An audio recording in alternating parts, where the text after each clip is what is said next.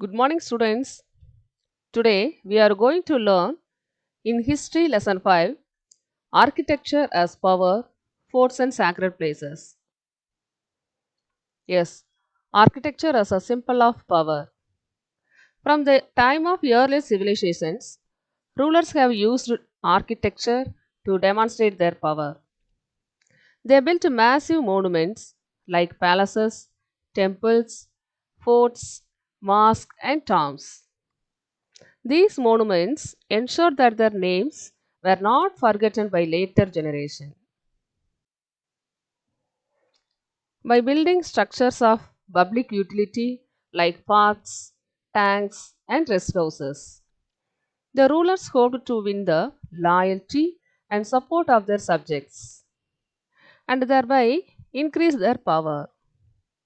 Invading armies almost always targeted monuments by the purpose of plundering and destroying the monuments. In place of the destroyed monuments, the invaders often built new ones to mark their victory. Architecture in medieval India. In medieval India, witnessed a massive increase in architectural activities. Religious monuments like temples and mosques, even churches, and secular monuments like forts, tombs, havelis. Havelis mean here palaces and bogs. Bogs mean gardens and baulis. Baulis means stepped wells by the purpose of water conservation.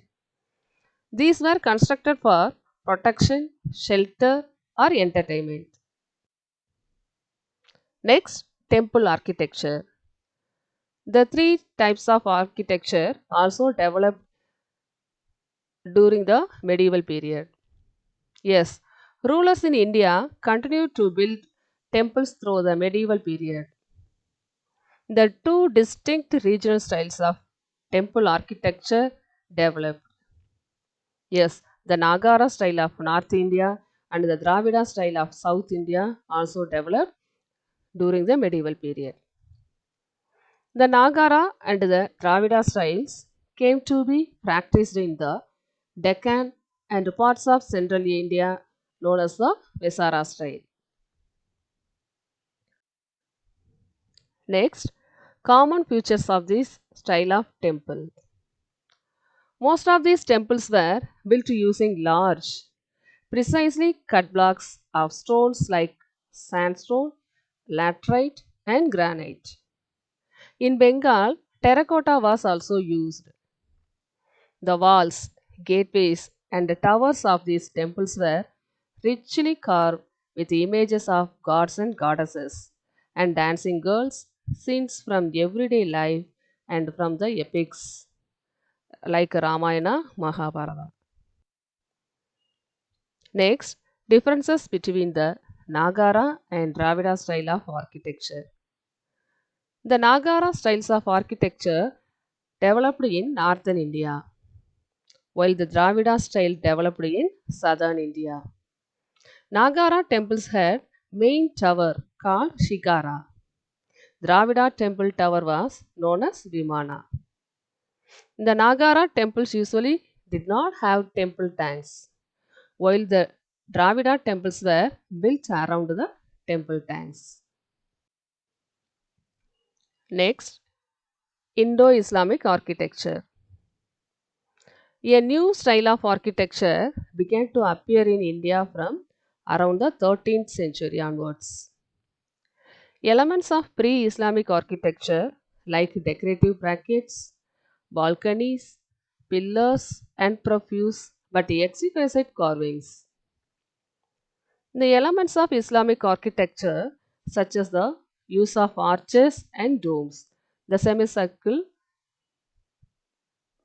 building, the building of minarets, the use of calligraphy, geometric and floral designs, and paitadura for decorating buildings, and the use of red sandstone and marble for construction. Next, mosque. A mosque is a place of worship for the Muslims. One of the first mosques to be built in India was the Qutbul Islam Mosque in Delhi during the reign of Qutb Aibak. As later rulers added tombs and minarets around the mosque, an entire complex of structures developed here that is known today as the Qutb complex. Next, temple architecture. The three types of architecture also developed during the medieval period. Yes, rulers in India continued to build temples through the medieval period. The two distinct regional styles of temple architecture developed. Next, bags or gardens. Mughals also built large beautiful gardens, carefully laid out in the Chagarbagh pattern. A Chagarbagh pattern is a garden divided into square compartments by water channels. All the Mughal tombs had large gardens surrounding them. Next, Havelis.